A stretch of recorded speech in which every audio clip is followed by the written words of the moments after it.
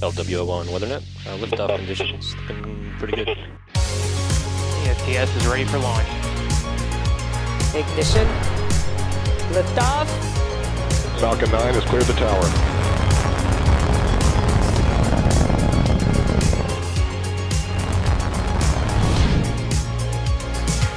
Ten, 9, 8, Side booster ignition. 6, 5, 4, 3, 2, 1.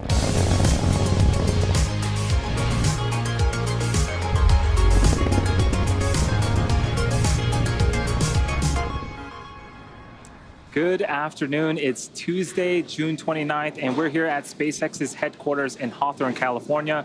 You're looking at a live view of Falcon 9 as it awaits its 2:56 p.m. Eastern Time launch from Space Launch Complex 40 at Cape Canaveral Space Force Station in Florida. My name is Andy Tran, and I'm a production supervisor here at SpaceX. Welcome to the webcast for SpaceX's Transporter-2 mission. It's our second dedicated small-sat rideshare program launch and our 20th launch of 2021. SpaceX created this program to provide small satellite operators with more flight opportunities and flexible flight times at a competitive price. There are 85 spacecraft on board in addition to 3 Starlink satellites. This includes CubeSats, microsats, and orbital transfer vehicles, sometimes called space tugs, which would deploy their spacecraft after separating from Falcon 9. On screen is Falcon 9 at Space Launch Complex 40. The 2-stage rocket stands 70 meters tall, and that is greater than the wingspan of a 747 aircraft.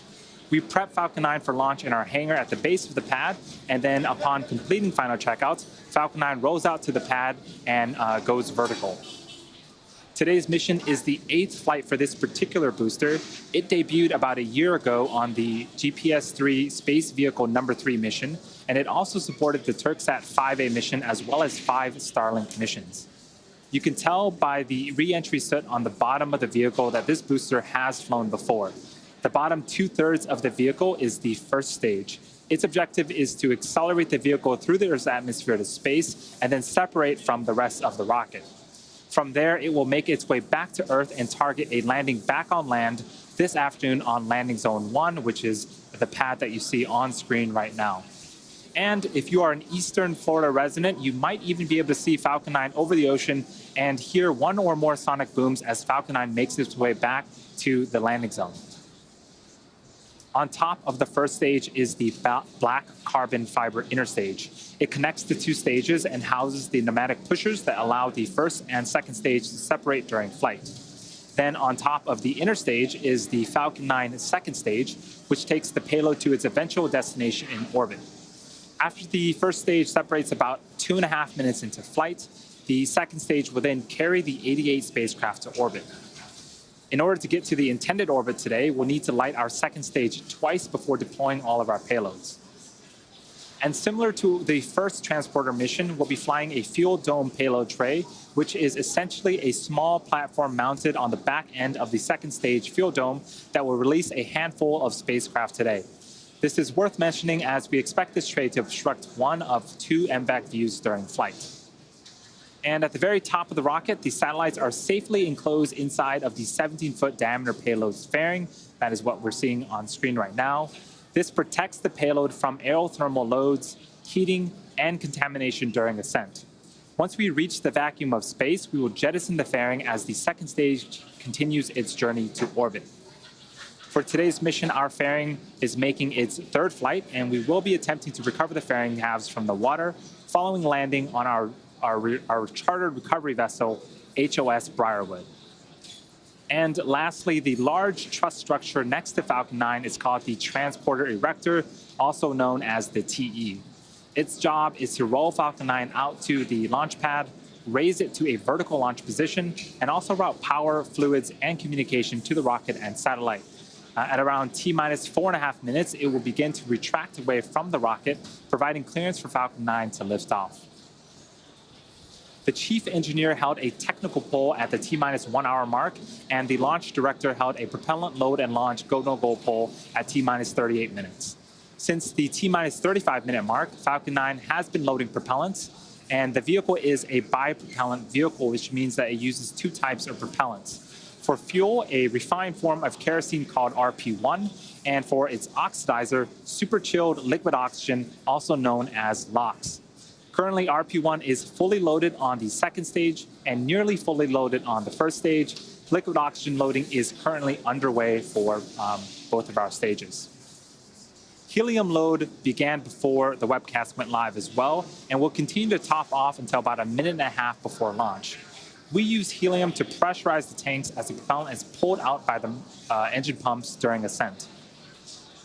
In about 30 seconds, at around the T-minus 7 minute mark, engine chill will begin. This is where we allow a small amount of super chilled liquid oxygen to flow into the Merlin engine's turbopumps prior to the full flow of LOX to avoid any thermal shocks to the system. Checkouts of the second stage thrust vector control actuators are also underway. This is known as the engine wiggle test. We move the thrust chamber slightly to make sure that the guidance hardware is a go for flight. The first stage engines also perform the same wiggle test just seconds before ignition. At just under 7 minutes till liftoff, the vehicle is healthy. We are currently working no issues. Range and weather are both green for today. All systems continue to be go for a liftoff at 2:56 p.m. Eastern Time. And as I mentioned earlier, this is SpaceX's 20th mission of the year and the 127th mission to date. So far, only one of our missions this year has been launched on a new booster, and for this particular booster, it's going to be flying for the 8th time. Overall, over half the missions we've completed have been flown on flight-proven boosters. Reusability allows SpaceX to refly the most expensive parts of the rocket, which in turn drives down the cost of space Stage access. 1 fuel load is complete. It also allows us to increase our launch cadence and provides more flight opportunities for our customers, like those on board today's mission. Last year, we launched more than any other launch provider in the world. On our first transporter mission earlier this year, we launched a record-breaking 143 spacecraft, which is super cool. And while there are fewer customer spacecraft on board today's mission compared to Transporter-1, we are actually launching more mass to orbit on this mission than the previous one. Several of the customers on board today's Transporter-2 mission have multi-launch agreements with SpaceX, so some of the names that you'll hear a bit later in the webcast might sound familiar to those of you who have tuned in for previous rideshare missions. We're targeting 3 dedicated rideshare flights to sun-synchronous orbits per year, and we also offer opportunities to ride to orbit on our Starlink missions, which launch every couple of weeks. Small satellites can ride to space on SpaceX's Falcon 9, Falcon Heavy, as well as Starship in the not-too-distant future. If you're interested in learning more about the rideshare program or want to reserve your own spot, head on over to our website at spacex.com/rideshare. We are just under 5 minutes till liftoff. Falcon 9 is now moving into the final stages of the countdown. Any moment now, the strong back will begin to open up its clamp. Once open, they will retract away from the rocket to its pre-launch position about 2 degrees away from Falcon 9. And as Falcon 9 lifts off, hydraulic arms will pull the strong back farther away to make sure that it is clear during liftoff. Strong back retract has started. And so there was the call out for strong back retract. You can see the clamp arms just under the fairing start to open up. The strong back is part of the transport erector, also called the TE. Again, its job is to roll Falcon 9 out to the launch pad, raise it to a vertical launch position, route power, fluids, and communication to both the rocket and satellite.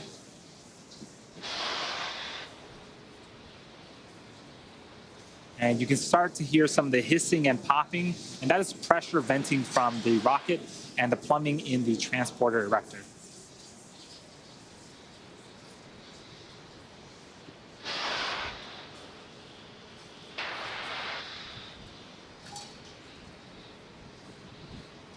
So at this stage, the strong back should be reclined to its pre-launch position, 2 degrees away from Falcon 9. The vehicle remains in good health. The first and second stages are almost done fueling. Gaseous oxygen is also vented from the base of Falcon 9. That is the chill-in of the Merlin engine turbopumps. About a minute before liftoff, you will hear the announcement that Falcon 9 is in startup, which means that the rocket's own internal computers are now autonomously controlling the launch countdown.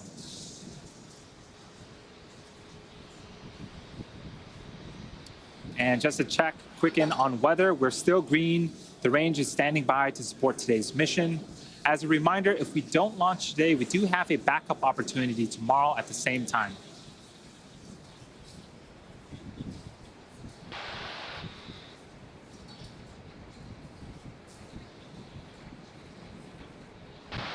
For those that are just tuning in, on screen is a live view of Falcon 9 at Space Launch Complex 40 off the coast of Florida. We are in the middle of the Transporter-2 mission. This is SpaceX's second dedicated smallsat rideshare mission.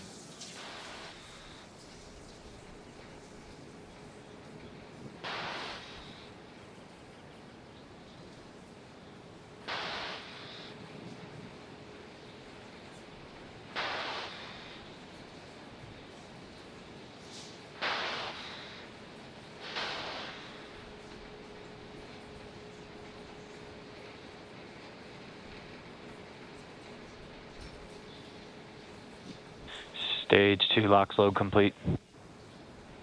And there was a call up for second stage LOX loading complete. That is the last propellant load. Falcon 9 is now fully fueled and ready to lift off in about 1 minute and 40 seconds. This is the 8th time that this booster will be flying today. And a bit later on in the mission, we'll also be attempting to recover it for the 8th time, back at landing zone 1. So you can start to see some white clouds forming around Falcon 9. That is normal and expected at this stage in the countdown. That is cold, dense liquid oxygen meeting the warmer ambient air of Florida and starting to condense and form those white clouds that you see on screen.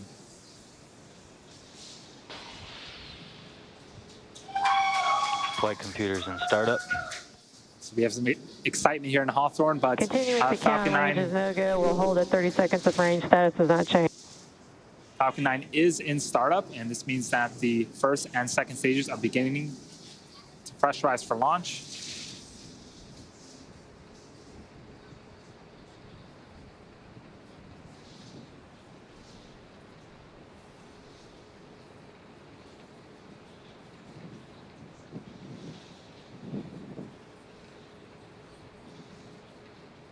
We're just about 20 seconds away from liftoff. LD, this is RCN. Countdown range is no-go. Repeat, range is no-go. Hold. And we did hear the call to hold. Give us a second. We're going to check in with the teams and see if we can get some more information for you.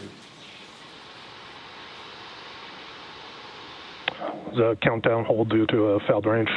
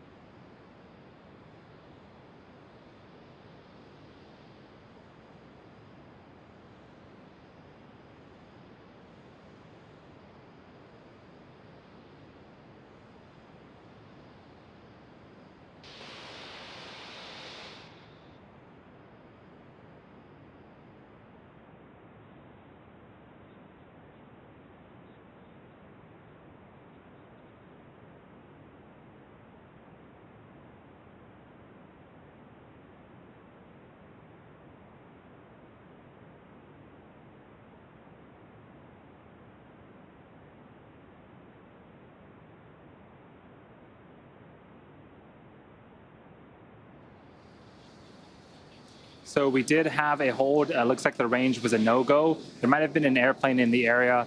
We do have a backup opportunity tomorrow, but for today, that's going to do it for us. Hopefully you'll join us tomorrow for the next launch attempt of Transporter-2.